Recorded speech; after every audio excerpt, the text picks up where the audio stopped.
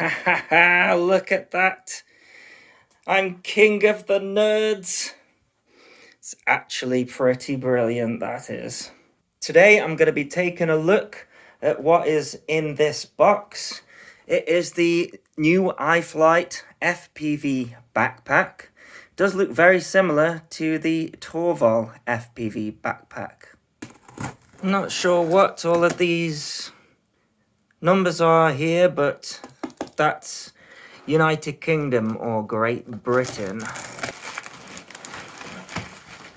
Oh, it's a big bag.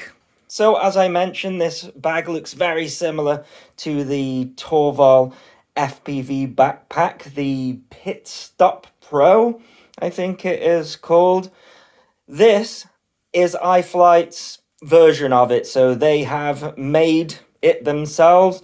It has not had any input from Torvol, which I think some people may be actually disappointed with, because Torvol are known to have the best FPV backpack in the business, according to many people. I don't know, I don't have one myself, but as they are a dedicated FPV backpack maker, then it would have actually been great if they were involved in this bag, because we know that they have got the quality. And for me, the problem has been the longevity of backpacks. Now, that's probably because I've been using these cheap ones here. You see, I've struggled to spend the amount of money of the Torvol backpack, which I think the Pro one is about 160 GBP. This is 128 GBP or $179. So it is cheaper than the Torvol bag. I hope that it is going to last, because this UAV one here, which is kind of a copy of the Race Day Quads FPV backpack, which costs about $80. Yeah, so this one was 50 quid. It's kind of got the zips similar to the Torvol backpack. You know, I have seen one in person. They're very popular. But this one I've not had for very long at all, and already one of the zips has completely come off. And this netting here, it has ripped, so I can't use it. Yeah, it looks the part, this bag, but I don't think I would recommend it. And this is the problem, you know, when looking at these backpacks, is really, you need to know, are they still in one piece after a year's time? And that is something that I cannot show in this video. All I'll be able to show you is, you know, the different compartments and, you know, what you get for your money. One of the concerns I had with this iFlight backpack is the fact that it is large, and I've been having back problems. So this UAV one is pretty good for my back, even though I have got a lot of stuff in there. Unfortunately, it doesn't fit everything that I need. So I've got another UAV bag that I use, and I've been taking 2 bags to the field, which isn't ideal. However, it's better for my back. So this guy definitely bigger than this one. So hopefully it's not going to hurt my back. I guess I could not load it up as much. But the 2-bag system is working for me as a sort of older person. This bag does have some support. So when this goes around the front, there we have got a support here and another support there. So this is like for your chest, and this one is for your waist. And I have to say straight away, the quality of this is feeling better than this guy. But it should be, really, shouldn't it? You know, for the price. Then again, this one wasn't that cheap either. Yeah, would not recommend this one. So I think what people are going to ask is, can you take this off? So we've got these sort of flaps here. Doesn't look like those come off at all, but of course you can take the strap off, but I think you are stuck here with at least this part. Let's see with the buckle as well. You're probably stuck with the buckle unless you cut it off. Okay, there's a pocket here that's open, and this has got like a waterproof cover for the whole thing. So it's actually semi-waterproof anyways. So you can see here that where the zip is, it's waterproof there, and also here as well. Not sure waterproof is, the word, water resistant, I would say.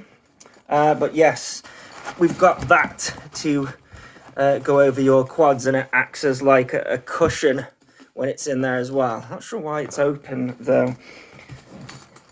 So the method of putting your quads on this guy is different.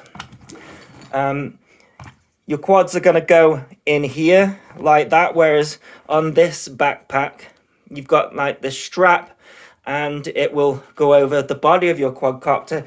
Your entire quadcopter is going to go in there. So you could probably fit 2 5-inch models on there, I would say. The front is actually the iFlight logo. So I and F there. So, but it's not like very noticeable. In fact, what I do like about this backpack is you could customize it. We've got the iFlight logo there, which is tiny, but this Velcro bit here, I believe there is a little Velcro patch that's like a full send patch you can stick on there, but I suppose you could customize your own one. Coming along to the side, and we've got another one of these straps for a quadcopter there, and another one there. So yeah, plenty of room to strap your quads on there. And I suppose with this one inside as well, I mean, just look how thick this thing is. It's like a suitcase almost in thickness. And then we have got this main compartment here. So unlike the UAV backpack, it's got 2 compartments, but you've got nothing on the sides. I found this to be a little bit annoying actually, because if you want to get to your main stuff in the front, then all of the weight here falls forward, and sometimes stuff tips out. Whereas this bag, you've got all of this thickness here for your main compartment, and then these side pockets are where you would put your tools. So opening this main compartment here, and there are a couple of zips and pockets there to put stuff in, which I guess will make this a little bit more weighty. I believe the Torville bag actually had like a fold out mat here, and that's why it was called the pit stop. This one doesn't have that. We just have a couple of pockets here. So 1, 2, and then like a main one here. They're all kind of like a see-through material. Hopefully that's not going to get ripped. That's what I'm hoping, when you're paying this price. And then we've got another pocket here. This one has got these little side bits, so stuff doesn't kind of like fall out of the side. And then we've got another pocket in there. So, well, lots of pockets for sure. So this is really good. You get a huge Lipo safe bag, which is great because my Lipo safe bag in there has broken, and this is much bigger than those Turnigy ones as well, so I'm going to be able to fit a lot of batteries in there. There's also a pocket in this Lipo bag as well that you could stick extra bits in. I think the idea is for this to sit at the bottom, but of course this bag has a gimmick.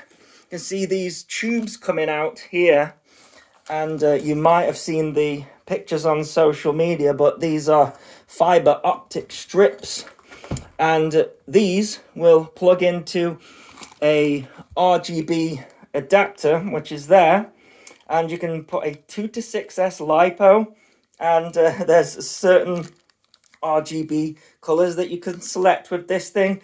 It's a gimmick for sure, but I can see some people liking it, especially if you're into your LEDs on your quadcopters. Apparently, you'll get 30 hours out of a 1300 milliamp hour battery plugged into this. I kind of wish that it was more kind of accessible. It's going to be like just plug it in and leave it, whereas, you know, some controls on the outside when you're carrying it would be nice, so you can turn it on and off. But yeah, it's a little bit more sort of fiddly. Have to kind of plug in the fiber optics. And yeah, we've got two more that just sort of sit inside here. This is the patch that you can put on, a Velcro patch. And we've got another one in there as well. You can actually tuck these tubes through holes in the bottom, and then there's a little flap here for the box, so you can make it neater, which is good. So we've got some dividers which are already in place here, so 3 dividers, and the dividers actually have a pocket on them as well. Feel nice and sturdy. One problem I've had with dividers on the cheap bags in the past is that they sort of end up bowing because of the weight that sat on top of them. You're supposed to put these sort of center ones in the middle to sort of give it a bit of support. But what I'm looking at here is putting 2 sets of goggles in there, so my DJI goggles and my Fat Shark goggles, and then 2 transmitters, my DJI transmitter and my Radio Master. Then Lipo's down here, and yeah, so hopefully this bag is going to be able to do it all. Then my tools in the side, so we actually have a pocket down here which actually stretches out as well, so hopefully you're not going to tear anything. That's something that happens if you overfill the cheap bags, so they start tearing. I'm just looking here, we've got that netting here that that did end up ripping on the UAV, but on the UAV backpack, it's actually quite a heavy load on it, whereas this is more of a pocket. Actually, the pockets that are this style on the UAV backpack are fine. It's just the one that's sort of bearing load that has ripped. Yeah, that's just a simple one, just a single pocket there. On the other side, we've got the same stretchy pocket, but here it is different. So we have got 2 tiny pockets there. They're really tiny. So what's been taken up there? There's nothing there. You can't get to that bit. That pocket ends there. That's interesting, isn't it? So that bit's of no use whatsoever. But then again, I suppose whatever you put in there, you know, could get in the way of that, so maybe that's why they've done that. And here is just another Velcro pocket. Plenty of pockets. Just remember what you have put in each pocket. I have to say, actually, you know, one thing I like about the UAV bag, which is based on the Race Day Quads bag, which we can't get here in the UK, so that's why to get this one. I do like how it's got all these separate compartments for the tools. You can sort of remember which part of the bag stuff's in just from the size of stuff. This doesn't have that, but I do think I like the fact that I can put all of my tools in the side, and this can just be for, you know, your main components. The Lipo bag is so much bigger than the Turnigy bag that I've been using, and the fact that it fits perfectly into the bottom of the bag is going to make a big difference. I just hope that the bag either stays in one piece, because the Turnigy Lipo safe bags that I use, either the zip gets broken off it or the fire resistant material starts bursting out. Probably my fault, just because I try and put too many lipos in the bag, but the fact that the bag is bigger than your usual lipo bag might help, but I'm terrible for overfilling these things, so we'll have to see. But a spare part of this would be great, just for people like me. There is a small back compartment here designed for a 17-inch laptop, but it is really tight in here even when there's nothing in there, so it's going to have to be a slim laptop. There is a small pocket in there as well. I guess my only concern here is this kind of material here ripping. There's some grips on the bottom there. Okay, let's get the lights going. It looks like the fiber optics go into here, and then there's some holes, and we've got some screws here with Loctite on them. I guess that's to keep them in place. XT60 here, and then we've got a modes button, and there is a power button. These tubes have this kind of lip on it here, and there's not enough room for that to go into the hole, so I have just cut a little bit off with some scissors. Okay, we have got a green color, and you can see I've got some lights shining here. But yeah, with it being fiber optic, sort of gonna have to turn all of the lights off so that you get the full effect. But anyways, take you through the different modes. So green, blue, red, purple, yellow, sort of a bluey white. Now we've got changing colors, sort of changing through all of them slowly. What's this one gonna do?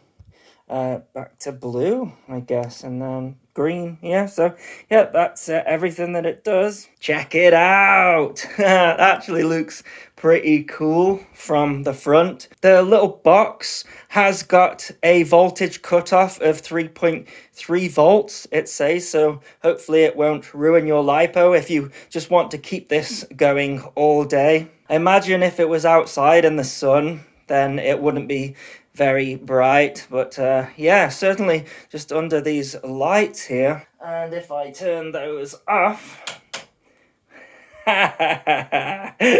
yeah, that's pretty cool actually. What about the sides? Yeah, we can see the sides now. Yeah, so well, there you go. Now I know there's going to be some people who say, well, you know, the price isn't that much cheaper than the Torval bag, and those bags are, you know, tried and tested. That is true. I'm only going to be able to say in a year's time, yes, it didn't fall to bits. However, there are a lot of fans, including myself, of iFlight out there. So if you've got a bunch of iFlight quads and you want a iFlight specific backpack that seems to be based on one of the best backpacks out there, then there is this option for you. And other than that, all I can say is if you want to buy one, there's a link in the video description, as well as a pinned comment. I'm going to be using this going forward and see how I get on. So as always, thanks so much for watching. Please continue to subscribe. Cheers.